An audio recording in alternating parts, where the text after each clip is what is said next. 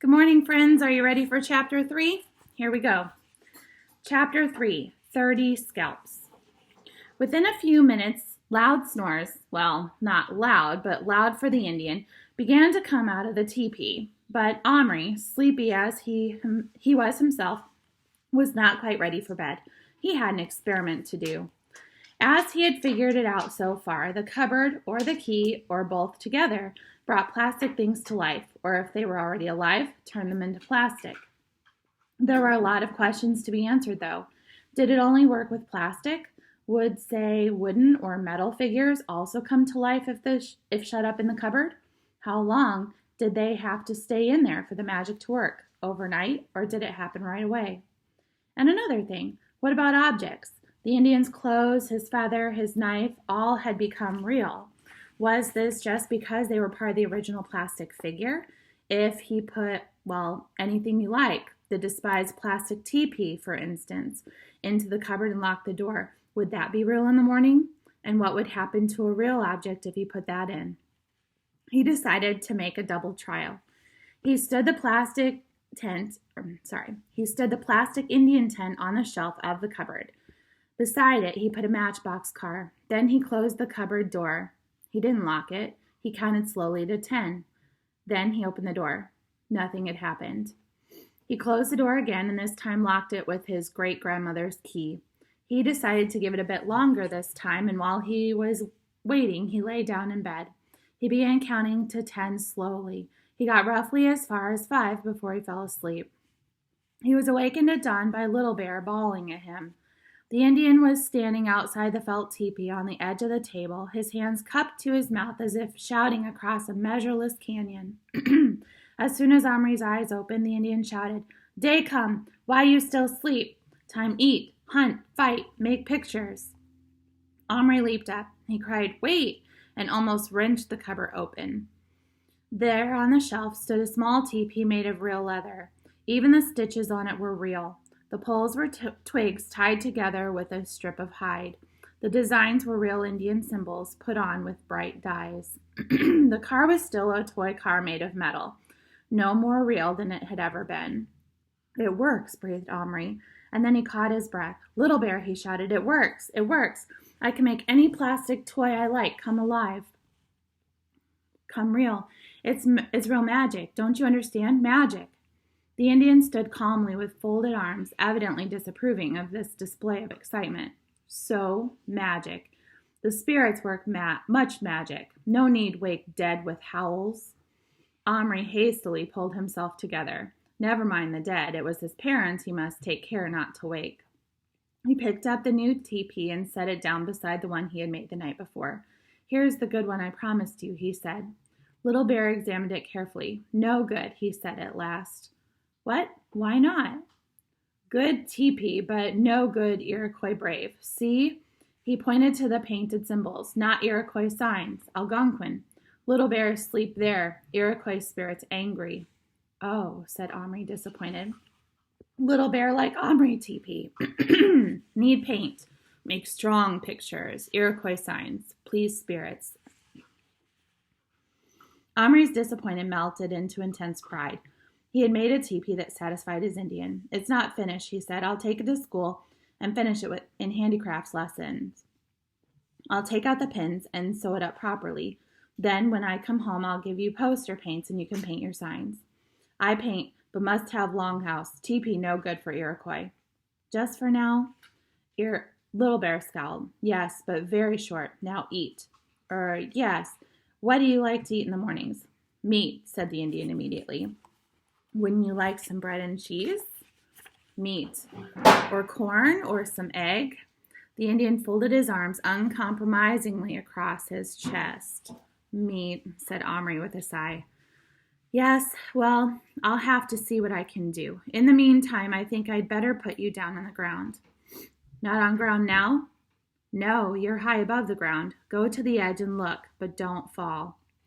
The Indian took no chances. Lying on his stomach, he crawled, commando fashion, to the edge of the chest of drawers and peered over. "Big mountain," he commented at last. "Well," but it seemed too difficult to explain. "May I lift you down?" Little Bear stood up and looked at Omri measuringly. Not hold tight? He asked. No, I won't hold you at all. You can ride in my hand. He laid his hand palm up next to Little Bear, who, after only a moment's hesitation, stepped onto it and, for greater stability, sat down cross-legged. Omri gently transported him to the floor. The Indian rose lithely to his feet and jumped off onto the gray carpet. At once he began looking about with suspicion. He dropped to his knees, felt the carpet, and smelled it. Not ground, he said. Blanket. Little Bear, look up. He obeyed, narrowing his eyes and peering. Do you see the sky or the sun? The Indian shook his head, puzzled. That's because we're not outdoors. We're in a room in a house big enough for people my size. You're not even in America. You're in England. The Indian's face lit up. English, good. Iroquois fight with English against French. Really? Asked Omri, wishing he had read more. Did you fight? Fight. Little Bear, fight like mountain lion. Take many scalps. Scalps, Omri swallowed. How many? Little Bear proudly held up all 10 fingers. Then he closed his fists, opening them again with another lot of 10 and another. I don't believe you killed so many people, said Omri, shocked. Little Bear not lie. Great hunter, great fighter. Any white scalps? Omri ventured to ask. Some. French. Not take English scalps. Englishmen friends of Iroquois. Help Indian fight Algonquin enemy. Omri stared at him. He suddenly wanted to get away. I'll go get you some meat, he said in a choking voice. He went out of his room, closing the bedroom door behind him. For a moment he did not move on, but leaned back against the door. He was sweating slightly. This was a bit more than he had bargained for. Not only was his Indian no mere toy come to life, he was a real person, somehow magicked out of the past of over 200 years ago. It occurred to Omri for the first time that his idea of Indians, taken entirely from Western films, had been somehow false. After all, those had all been actors playing Indians and afterward wiping their war paint off and going home for their dinners, not in teepees, but in houses like his. Little Bear was no actor. Omri swallowed hard. 30 scalps. Phew. Of course, things were different in those days. Those tribes were always making war on each other.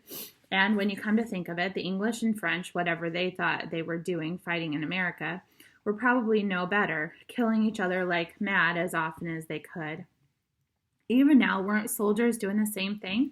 Weren't there wars and battles and terrorism going on all over the place? You couldn't switch on television without seeing news about people killing and being killed. Were 30 scalps, even including some French ones, taken hundreds of years ago, so very bad after all? Still, when he tried to imagine Little Bear full size, bent over some French soldier, holding his hair in one hand and running the point of his scalping knife, yuck. Omri pushed away from the door and walked rather unsteadily downstairs. No wonder he had felt from the first slightly afraid of his Indian. He asked himself, swallowing repeatedly and feeling that just the same he might be sick, whether he wouldn't do better to put Little Bear back in the cupboard, lock the door, and turn him back into plastic, knife and all. Down in the kitchen, he ransacked his mother's store cupboard for a tin of meat. He found some corned beef at last and opened it with the tin opener on the wall. He dug a chunk out with a teaspoon, put it absently into his own mouth, and stood there chewing it. The Indian hadn't seemed very surprised about being in a giant house in England. He had shown that he was very superstitious, believing in magic and good and evil spirits. Perhaps he thought of Omri as, well, some kind of genie or whatever Indians believed in instead.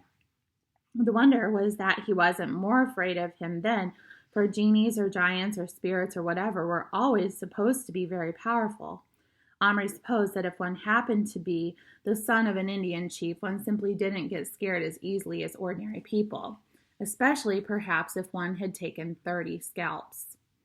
Maybe Omri ought to tell someone about Little Bear. The trouble was that although grown-ups usually knew what to do, what they did was very seldom what children wanted to be done. What if they took the Indian to, say, some scientist or whoever knew about strange things like that, who would question him and examine him and probably keep him in a laboratory or something of that sort? They would certainly want to take the cupboard away too, and Omri wouldn't be able to have any more fun with it at all. Just when his mind was seething with ideas such as putting in plastic bows and arrows and horses and maybe even other little people, well, no, probably that was too risky. Who knew what sort you might land up with? They might start fighting each other. But still, he knew for certain he didn't want to give up his secret. Not yet, no matter how many Frenchmen had been scalped. Having made his decision for the moment anyway, Omri turned to go upstairs, discovering only halfway up that the tin of corned beef was practically empty. Still, there was a fair-sized bit left in the bottom. It ought to do. Little Bear was nowhere to be seen, but when Omri called him softly, he ran out from under the bed and stood waving both arms up at Omri. "Bring meat?" "Yes." Omri put it on the miniature plate he cut the night before and placed it before the Indian, who seized it in both hands and began to gnaw on it. "Very good. Soft. Your wife cooked this?" Omri started to laugh. "I haven't got a wife." The Indian stopped and looked at him. "Omri not got wife? Who grow corn, grind, cook, make clothes?" "My mother," said Omri, still grinning. "Have you got a wife then?" The Indian looked away. After a moment he said no. "Why not?" "Dead," said Little Bear shortly. "Oh." The Indian finished eating in silence and then stood up, wiping his greasy hands on the sides of his trousers. "Now, do magic. Make things for Little Bear." "What do you want?" "Gun," he answered promptly. "White man's gun, like English soldier." Omri's brain raced. If a tiny knife could stab, a tiny gun could shoot. Maybe it couldn't do much harm, but then again, maybe it could. "No, no gun. But I can make you a bow and arrows. I'll have to buy plastic ones, though. What else? A horse?" "Horse!" Little Bear seemed surprised. "Don't you ride? I thought all Indians rode." Little Bear shook his head. "Iroquois walk." "But wouldn't you like to ride?" Little Bear stood quite still, frowning, wrestling with this novel idea. At last he said, "Maybe. Show horse, then I see." Again Omri rummaged in the biscuit tin. There were a number of horses there. Big, heavy ones for carrying armored knights, smaller ones for pulling carriages in the Napoleonic Wars. Several cavalry horses, those might be the best. Omri ranged 5 or 6 of various sizes and colors before Little Bear, whose black eyes began to shine. "I have," he said promptly. "You mean all of them?" Little Bear nodded hungrily. "Ooh, greedy, huh?" "No, that's too much. I can't have herds of horses galloping all over my room. You can choose one." "One?" said Little Bear sadly. "One." Little Bear then made a very thorough examination of every horse, feeling their legs, running his hands over their rumps, looking straight into their plastic faces. At last he selected a smallish brown horse with 2 white feet that had originally, as far as Omri could remember, carried an Arab brandishing a curved sword at a platoon of French foreign legionnaires. Omri lifted the cupboard onto the floor, shut the horse in, and turned the key. Almost at once they could hear the clatter of tiny hooves on metal. They looked at each other with joyful faces. "Open! Open door!" commanded Little Bear. Omri lost no time in doing so. There, prancing and pawing the white paint, was a lovely, shiny-coated little brown Arab horse. As the door swung open, he shied nervously, turning his face and pricking his ears so far forward they almost met over his forelock, which is the hair between his ears. His tiny nostrils flared, and his black tail plumed above his haunches as he gave a high, shrill neigh. "Ah!" cried Little Bear. In a moment he had vaulted over the bottom ledge of the cupboard, and as the horse reared in fright, jumped into the air under its flying hoofs and grasped the leather reins. The horse fought to free its head, but Little Bear hung on with both hands. Even as the horse plunged and bucked, the Indian had moved from the front to the side. Grasping the high pommel of the saddle, he swung himself into it. He ignored the swinging stirrups, holding on by gripping with his knees. The horse flung himself back on his haunches, then threw himself forward in a mighty buck, head low, heels flying. To Omri's dismay, Little Bear, instead of clinging on somehow, came loose and flew through the air in a curve, landing on the carpet just beyond the edge of the cupboard. Omri thought his neck must be broken, but he had landed in a sort of somersault and was instantly on his feet again. The face he turned to Omri was shining with happiness. "Crazy Horse!" he cried with fierce delight. The Crazy Horse was meanwhile standing quite still, reins hanging loose, looking watchfully at the Indian through wide wide apart eyes. Little Bear made no sudden moves. He stood quite still for a long time, just looking back at the horse. Then, so slowly you could scarcely notice, he edged toward him, making strange hissing sounds between his clenched teeth that almost seemed to hypnotize the horse. Inch by inch he moved, softly, cautiously, until he and the horse stood almost nose to nose. Then, quite calmly, Little Bear reached up and laid his hand on the horse's neck. That was all. He did not hold the reins. The horse could have jumped away, but he didn't. He raised his nose a little so that he and the Indian seemed to be breathing into each other's nostrils. Then, in a quiet voice, Little Bear said, "Now, horse mine, crazy horse mine." Still moving slowly, though not as slowly as before, he took the reins and moved alongside the horse. After a certain amount of fiddling, he found out how to unbuckle the straps that held the Arabian saddle and lifted it off, laying it on the floor. The horse snorted and tossed his head, but did not move.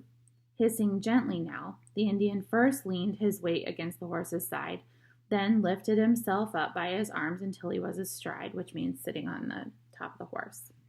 Letting the reins hang loose on the horse's neck, he squeezed with his legs. The horse moved forward, as tame and obedient as you please, and the pair rode once around the inside of the cupboard as if it had been a circus arena. Suddenly, Little Bear caught up the reins and pulled them to one side, turning the horse's head, at the same time kicking him sharply. The horse wheeled and bounded forward toward the edge of the cupboard. This metal rim was up to the small horse's chest, like a 5-barred gate to a full-size horse. There was no room to ride straight at it, from the back of the cupboard to the front, so Little Bear rode diagonally, a very difficult angle, yet the horse cleared it in a flying leap. Omri realized at once that the carpet was too soft for him. His feet simply sank into it like soft sand. "Need ground, not blanket," said Little Bear sternly. "Blanket not good for ride." Omri looked at his clock. It was still only a little after 6 in the morning, at least another hour before anyone else would be up. "I could take you outside," he said hesitantly. "Good," said Little Bear, "but not touch horse. You touch, much fear." Omri quickly found a small cardboard box that had held a matchbox lorry. It even had a sort of window through which he could see what was happening inside. He laid that on the carpet with the flap ends open. Little Bear rode the horse into the box, and Omri carefully shut the end up and even more carefully lifted it. Then, in his bare feet, he carried the box slowly down the stairs and let himself out through the back door. It was a lovely, fresh spring morning. Omri stood on the back steps with the box in his hands, looking round for a suitable spot. The lawn wasn't much good. The grass would be over the Indian's head in most places. The terrace at the foot of the steps was no use at all, with its hard, uneven bricks and the cracks between them. But the path was beaten earth and small stones, real riding ground if they were careful. Omri walked to the path and laid the matchbox carton down. For a moment he hesitated. Could the Indian run away? How fast could such a small horse run? As fast as, say, a mouse? If so, and they wanted to escape, Omri wouldn't be able to catch them. A cat, on the other hand, would. Omri knelt on the path in his pajamas and put his face to the cellophane window. The Indian stood inside, holding the horse's head. "Little Bear," he said clearly, "we're outdoors now. I'm going to let you out to ride, but remember, you're not on a prairie now. There are mountain lions here, but they're big enough to swallow you whole, and the horse, too. Don't run away. You wouldn't survive. Do you understand?" Little Bear looked at him steadily and nodded. Omri opened the flap, and the Indian and horse stepped out into the morning sunlight. See you tomorrow.